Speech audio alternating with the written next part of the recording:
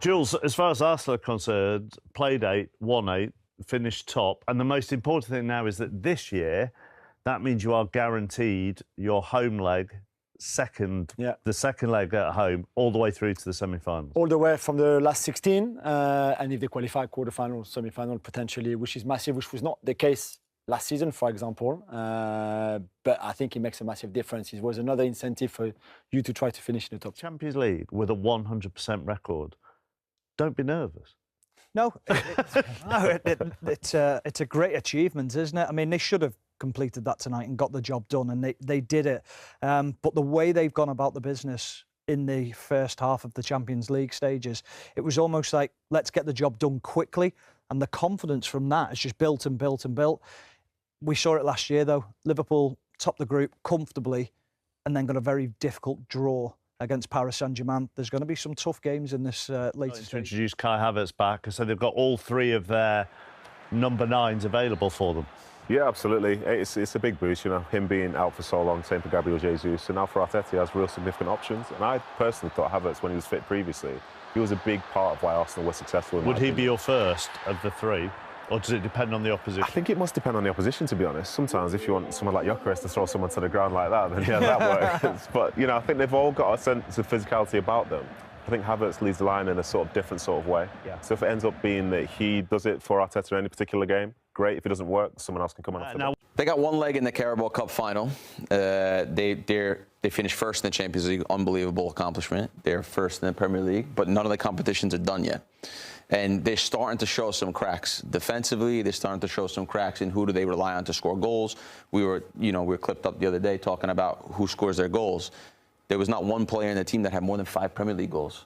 So normally you don't see that. Normally when you see the best teams, you see an Mbappe, you see a Haaland, you see a guy that goes and scores 20, 30 goals. What's that? Could that be a good thing, that they're not overly reliant on just one player? I don't know. If I told you that your team was going to go into a season and you were not going to have one player halfway through the season with double-digit goals, I think you'd say, man, my team's probably not going to do very well. You want to stand out, I think. You need one. You need a standout. You need one standout person. Yeah, this can get you to a certain level or so far, then you're going to get caught Starting to show some cracks, that's all I'm saying. Well, it was a good response, wasn't it, from the loss against Manchester United last weekend, and they've got Leeds United this weekend, Grell, so we'll see how they do. Obviously, you played for Arsenal, right? You're a big fan of Arsenal. Perfect situation for them right now. Even though things have got a little tight in the Premier League, in European competition, it couldn't have gone any better. Yeah, you know, that was my initial thought, that most recent result against Manchester United, you still can't get that out your brain in terms of the Premier League. But no, perfect start for them. I think to be the only team to be unbeaten in this league phase so far, it's the perfect start for them. You can't even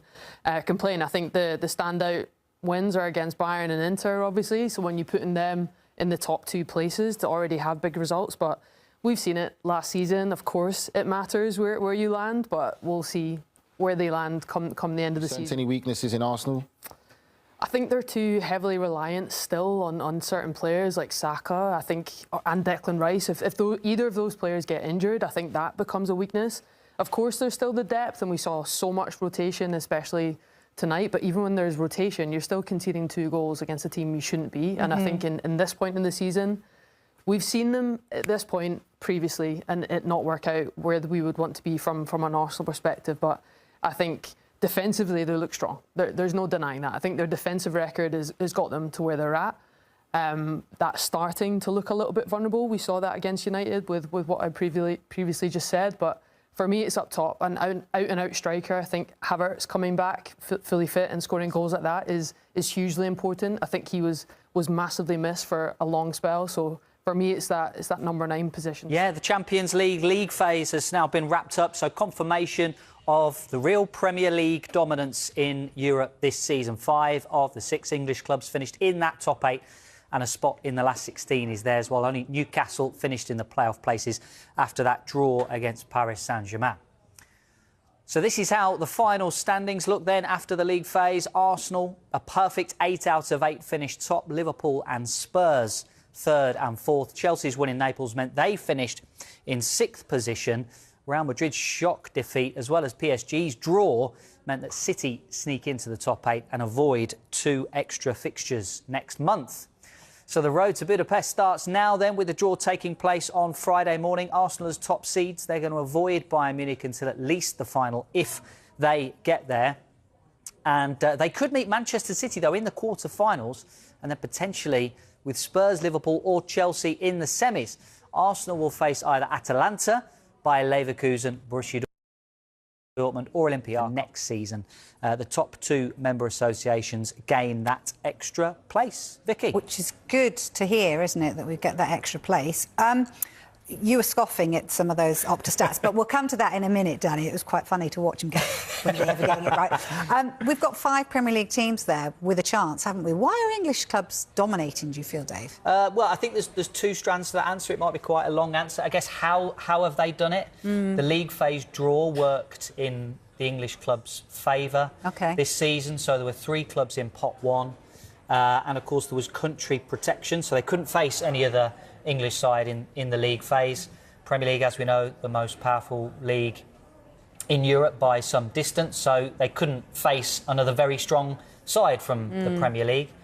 There were 3 other sides outside of pot 1, and actually I think they got quite favourable draws. If you look at Tottenham Hotspur and Arsenal, Tottenham have been pretty ordinary in the Premier League, but they've managed to overcome some decent opponents in the Champions League, but it could have been tougher than it was. So I think how they've done it is the draw has worked in teams' favour. And then the other reason, the underlying reason really, is the finances of Premier League clubs. If we rewind a week, we did the Deloitte Money League results on the Premier League show, which was the top 30 sides who have got the maximum revenue. And essentially there were 6 English sides in that top 10. And that not necessarily is the story, but it's more the clubs outside of the top 10. So you're looking at clubs like Bournemouth, West Ham, Brighton, Crystal Palace, Everton, all in the top 30. They're able to compete with clubs to sign players like Roma, Juventus, Atletico Madrid. No, you're not having that. What was PSG's chances last year of winning it? Well, yeah. OK. Yeah, fair enough. Yeah. Well, look, so we're going to start the second hour of the Premier League show with Arsenal, who completed that perfect Champions League phase by beating bottom club Kairat Almaty 3-2. Their focus now returns to the Premier League title charge and a trip to Leeds on Saturday, which we've had a little chat about. But, Danny, finishing top, a huge bonus, you'd have to say, for Mikel Arteta. Are you backing them to go on and win the Champions League? I still think it's very, very, very difficult. OK. To win are they going to win every single game now through to the final? No. You know, I would say they're going to lose a game. Do they lose 1-0 and then win the other game 2-0 and obviously go through?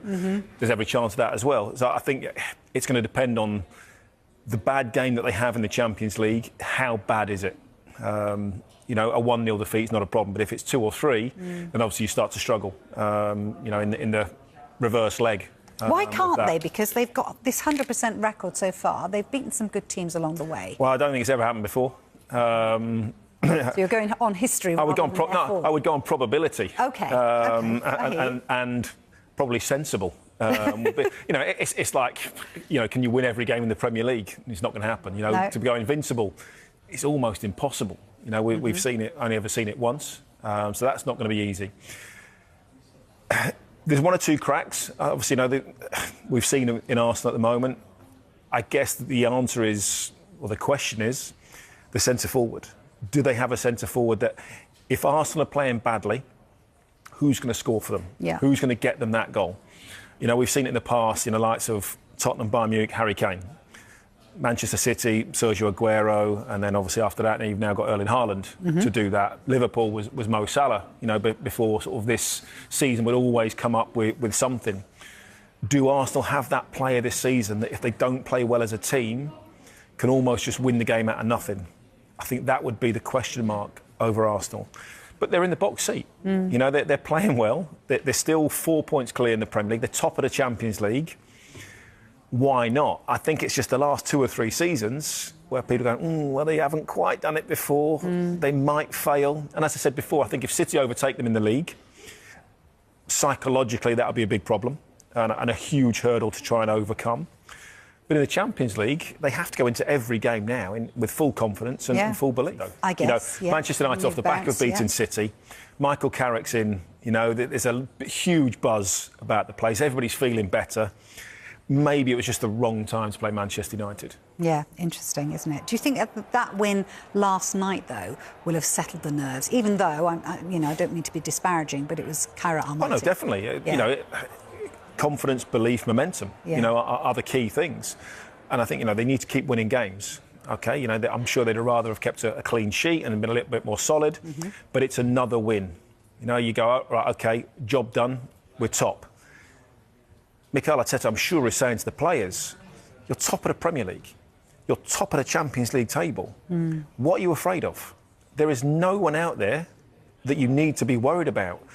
Go and do your job. Go and play your game.